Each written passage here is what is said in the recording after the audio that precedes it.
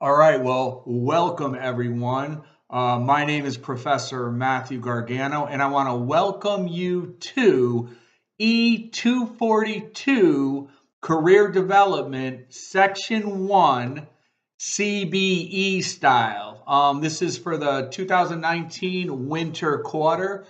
You guys should know that you signed up for the CBE component of career development, which is competency-based education.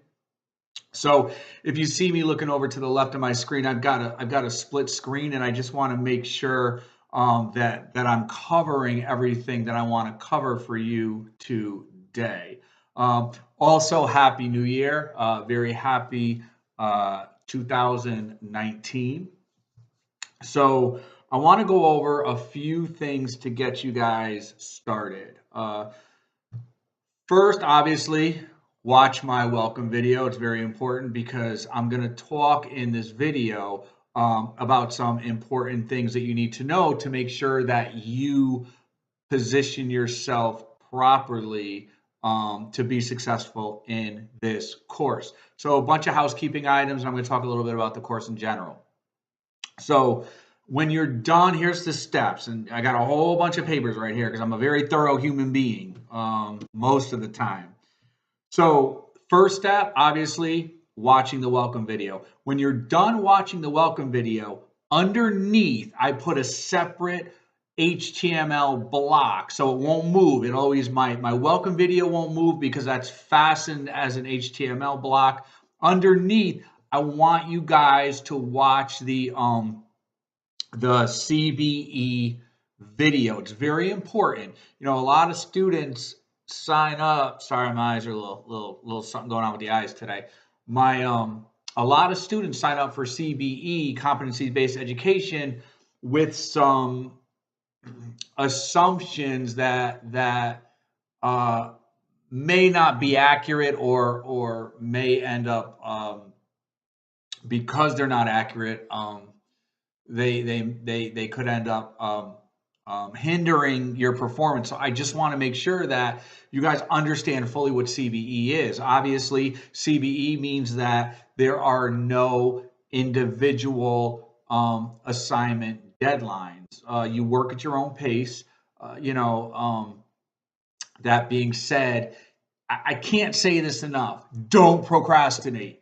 Don't procrastinate. Just turn to yourself and say, self, don't procrastinate. Because seriously, I see it too often. And as human beings, I think, well, I'll just speak for myself. I know me personally, I battle with procrastination, especially when it's something like I don't want to do. It's like I'll do every other thing possible rather than doing what it is that I'm supposed to be doing if I don't feel like doing it. So for me personally, I have to really be on point and very disciplined in my ability to self-govern. That's why a calendar is very important to me. I am like serious when it comes to my calendar. My calendar has everything going on.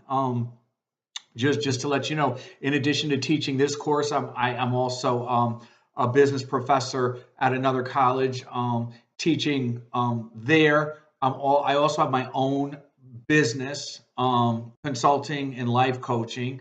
I'm also a pastor, and I'm also a writer and an author. And I'm a dad.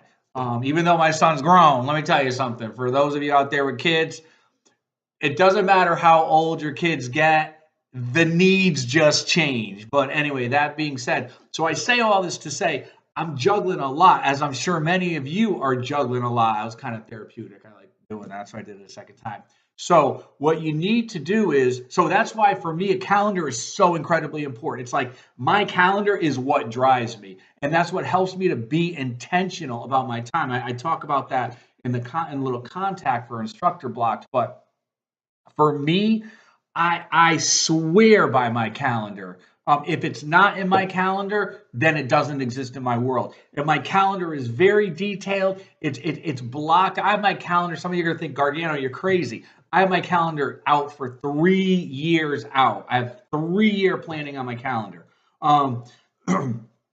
Now, obviously, with courses I don't know what I'm going to teach, obviously, those aren't slotted 3 years out. But overall, generally, my calendar is blocked out with things as far out as 3 years. I know I teach every semester, every term, so I make that allowance for when I get the courses. But my point is, calendar is so important because here's the thing about a calendar.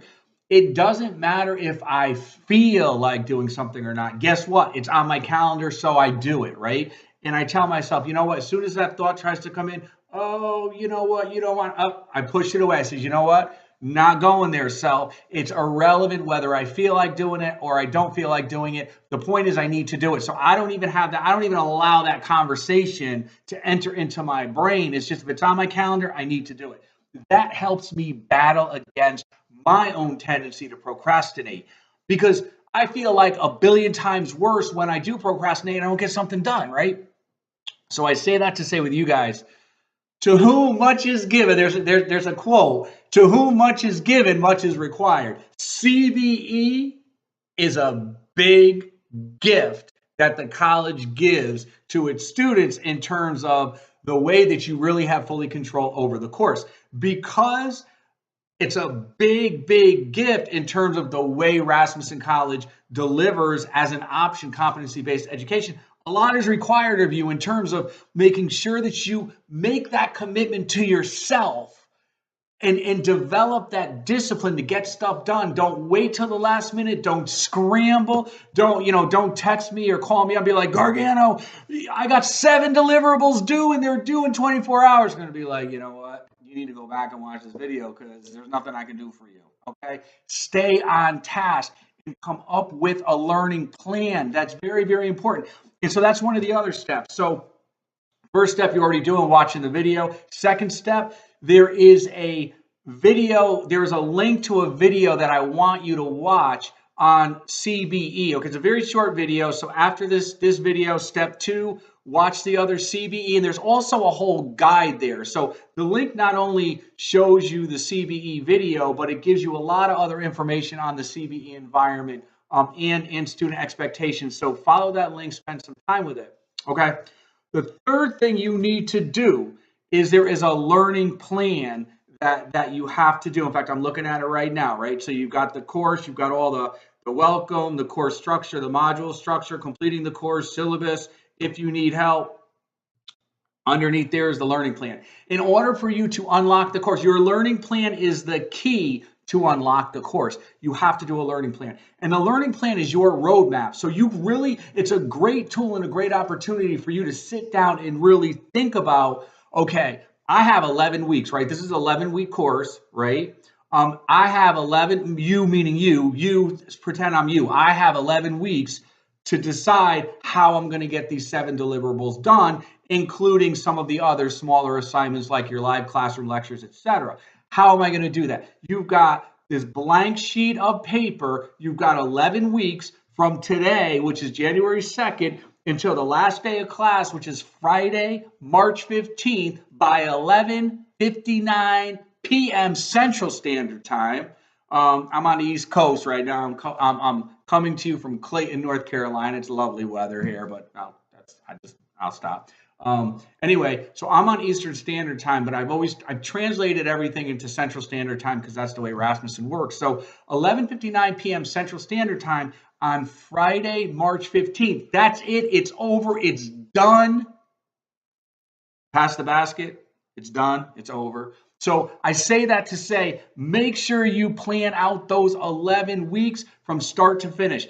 The learning plan is a very important key to unlock the course because it's your roadmap and you want to refer to it. So once you submit that learning plan, it's not graded, but it shouldn't be about being graded, right? It's a tool for you to make sure that you create a success plan so you're successful in your completion of this course. Once you complete the learning plan and submit it, boom, the course is unlocked. So once the course is unlocked, your final step is work hard, enjoy the journey of this course, be engaged, have fun, and be successful. That's it, right? So getting back to the, and I'm trying to keep this under 11 minutes. We're coming up on 10. I realize I ramble a little bit.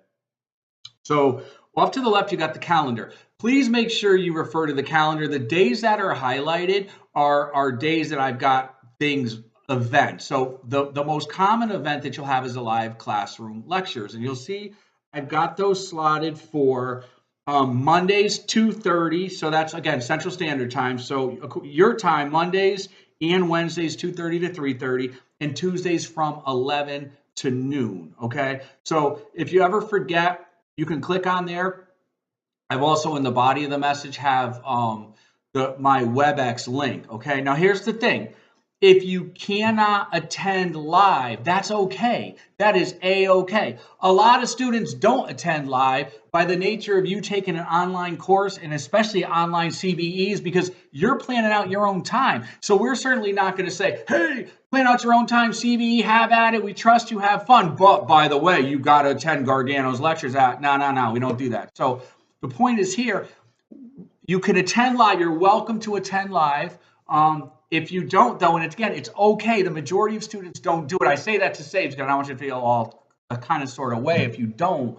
I do record the live classroom lectures, and then once I'm done with the lecture, once I record it, within a couple hours, unless there's some issues that come up, generally within a couple hours by the end of that day. But again, after a couple hours, did I say after a couple hours enough?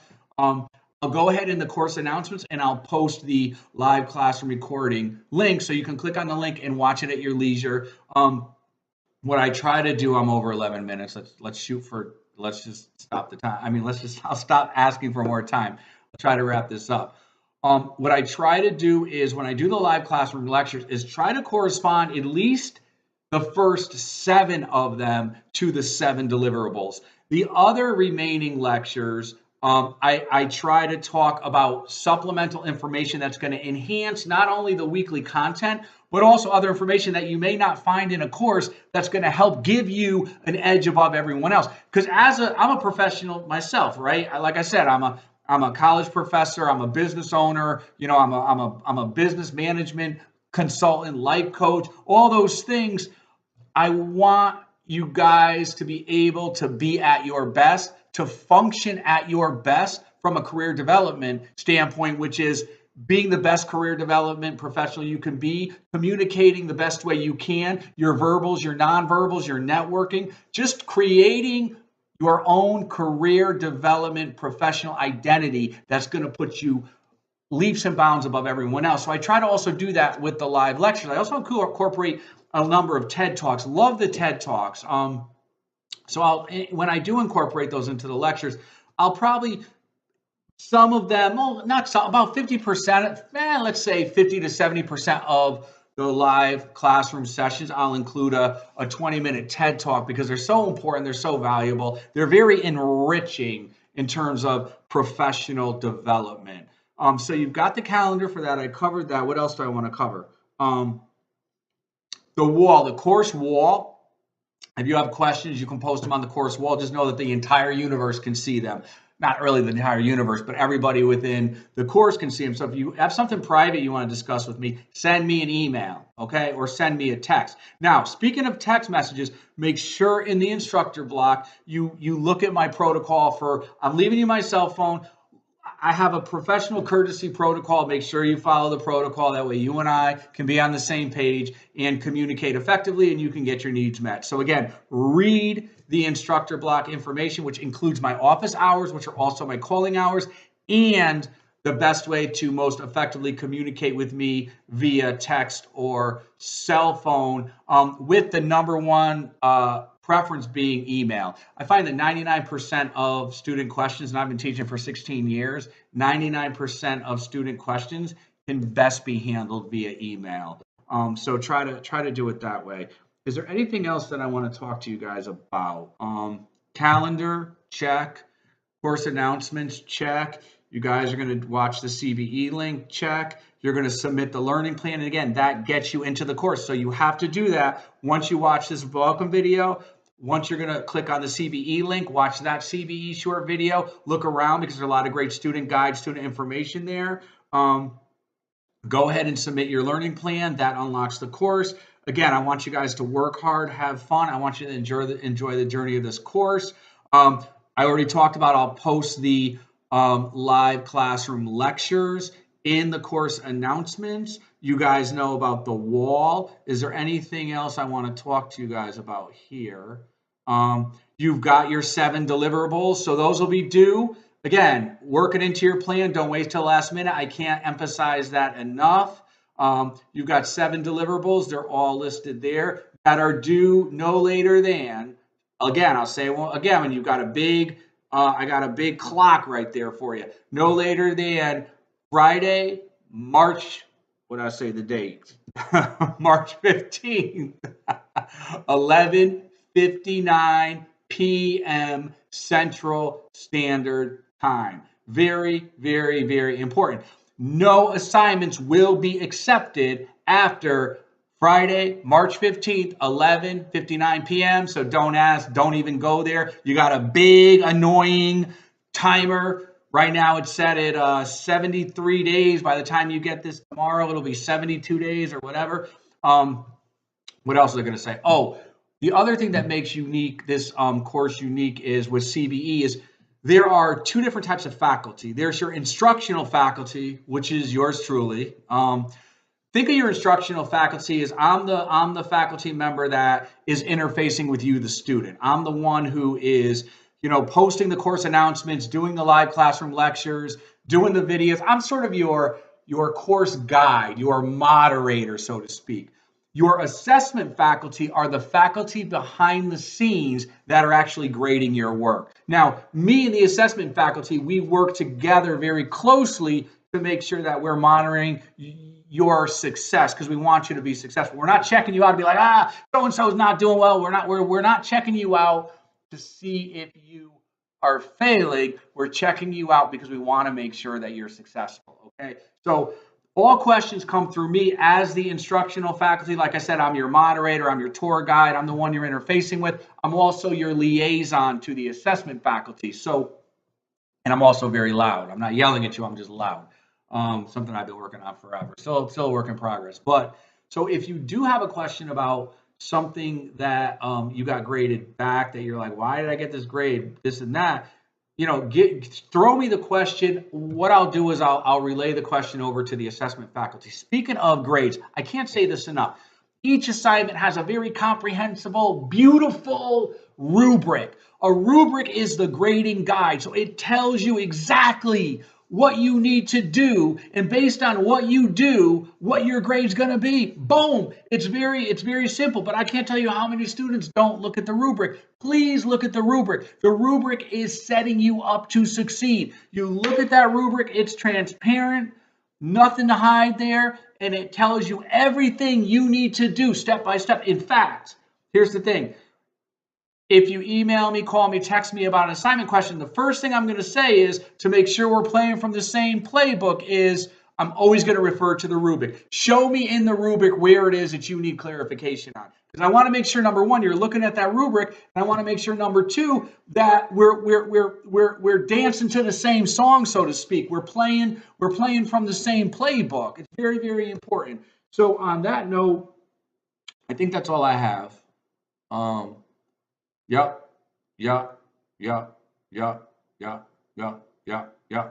So on that note, oh, and by the way, you can call me Professor G, Professor Gargano. You can call me Matthew. You can call me Gargano. Whatever you are most comfortable with. On that note, we're slightly over time, but it's worth it. I look forward to working with each and every one of you throughout this course. Again, draw on my profession. I don't say all these things I do to be braggadocious. I say all these things because, number one, I enjoy. This is one of my favorite courses because of what I do. And I want to see everybody be successful in every aspect and area of their life. So feel free also to draw on my experience. If I can help you with giving you the benefit of my experience, please feel free to do that. I want to keep it to under 20. Have a great day, everyone, and I look forward to interacting with you throughout the week. Peace out.